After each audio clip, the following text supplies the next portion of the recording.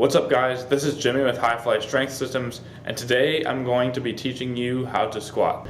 The first thing you need to understand how to do when you're learning how to squat is to assess your mobility. So what we're going to do right now is just to perform a body weight squat.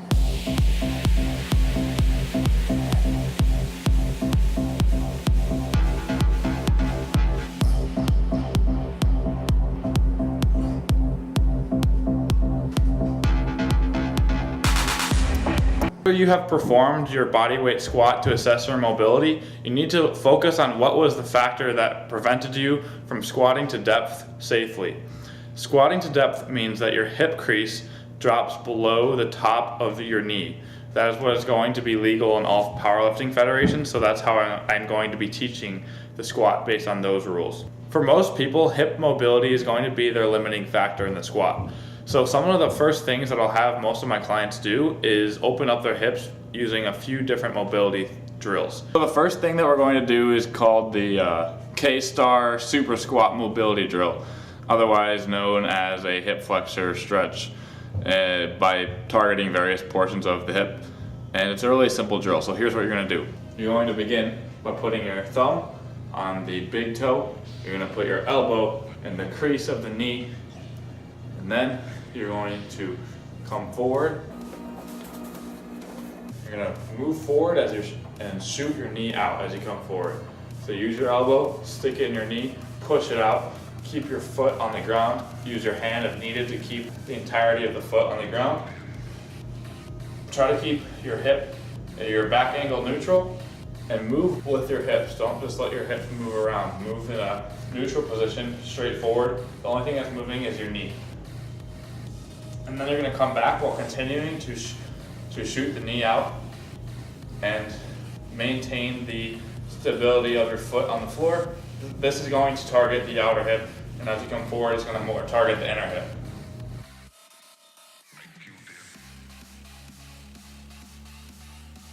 The second drill that you're going to perform to learn how to squat properly without immobility issues is a goblet squat. A goblet squat is very simple. It's similar to a body weight squat. However, there's going to be a load in front of you, similar to a front squat, but you have more ability to manipulate the load to help you put yourself in the best position possible.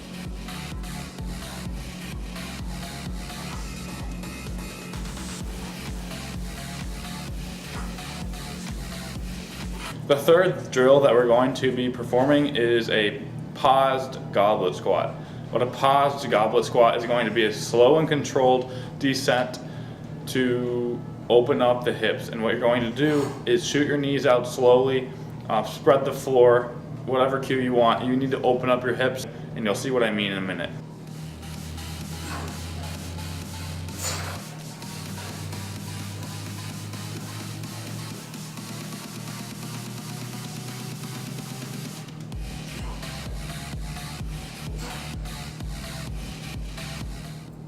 Okay, so now you know the three different drills that I like to do to open up the hips.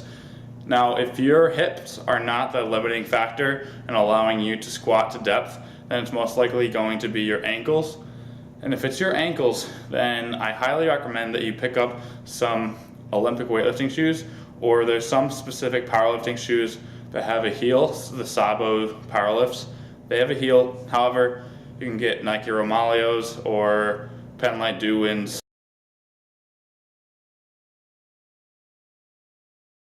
So now that you know what your mobility is like and you've already addressed the issues that you need to in order to start squatting, I'm going to be teaching you now how to actually squat with a barbell. So the first thing, once you set up against the barbell, is that you are going to take a grip that is slightly outward, about 2 to 3 inches outside of your shoulder. So this would be almost directly in front of my shoulder, and this is going to be about 2 to 3 inches outside. Same thing here. So you want to get just outside your shoulder so you can create a nice stable position on the back. Now once you take your grip, you notice that your back might be loose. So in order to correct for this, you're going to pull yourself towards the bar.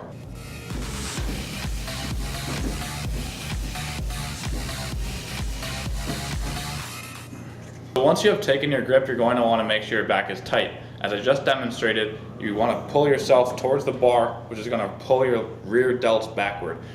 Secondly, you're going to want to flare your lats. So I'll demonstrate that right now. Before you learn actually how to squat, you need to learn how to take the bar out of the rack in the first place.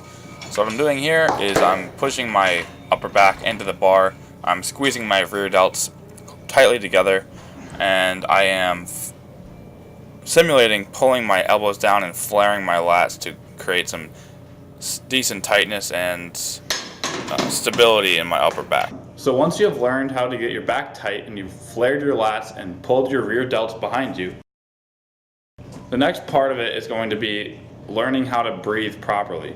This is going to be crucial to descending into position without creating too much load on your lower back. What I'll teach you today is how to brace your core. And it's a very simple but complicated thing to do. Normally when we are thinking about breathing, we actually breathe up into our chests. Well, what I'm going to teach you today is called the Valsalva Maneuver. And what this is essentially diaphragmatic breathing. It's breathing into your diaphragm and not your chest. So here's a simple drill that you can do to learn how to breathe into your diaphragm. So what you're going to do is breathe all of your air out, so I won't even be able to talk to you. Okay, so you're going to take a deep breath in, and then breathe out.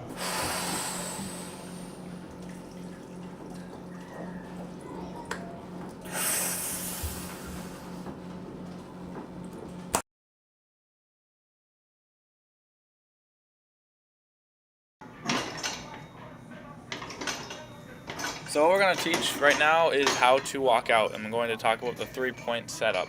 Essentially, you're going to start with your feet pretty close to each other as you take the bar out of the rack, and then you're going to take one step back with your dominant foot, and then you are going to take another step back with your less dominant foot. And if you happen to not be in exact alignment, all you need to do is take a smaller movement or adjustment and you'll be in perfect position. You want to put your toes in about a 45-degree angle, so that's going to put you in position for the next step. What you're going to do here is unrack the bar out of the squat rack, step back, and point your toes out about 45 degrees.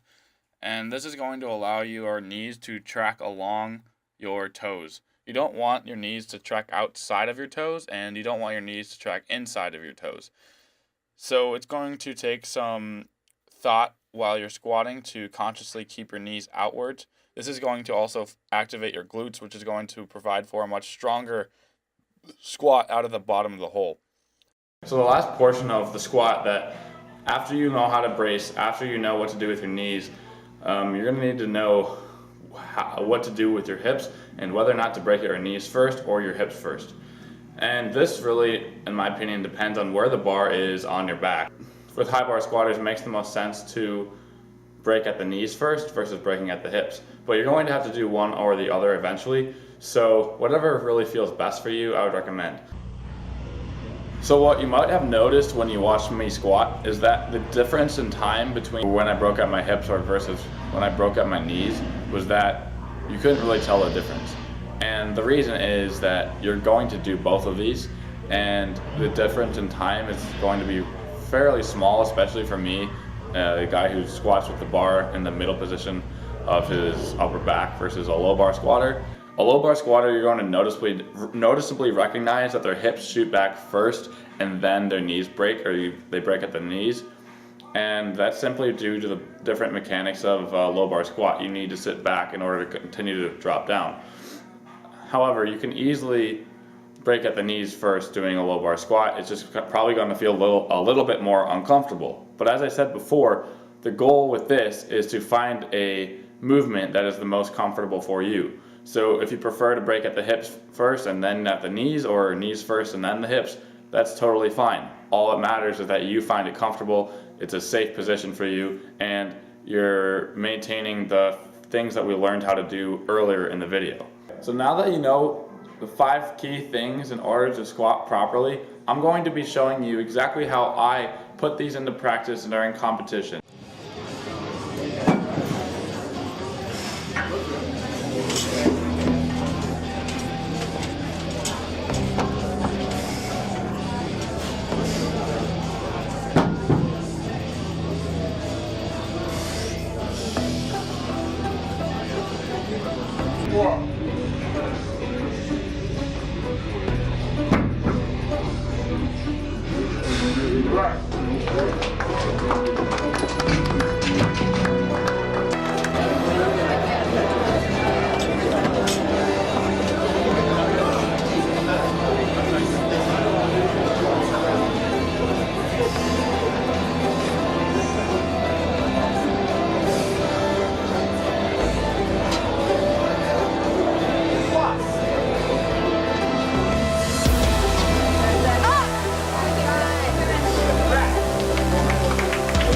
Thank you for watching this video. I hope it helps you learn how to squat properly, and if you find it beneficial, please share it to anyone that you know that is maybe their squat doesn't look the best, or maybe they're just learning how to squat for the first time, or maybe they're very advanced. If they can benefit from this video, please share it. I appreciate your support. Subscribe.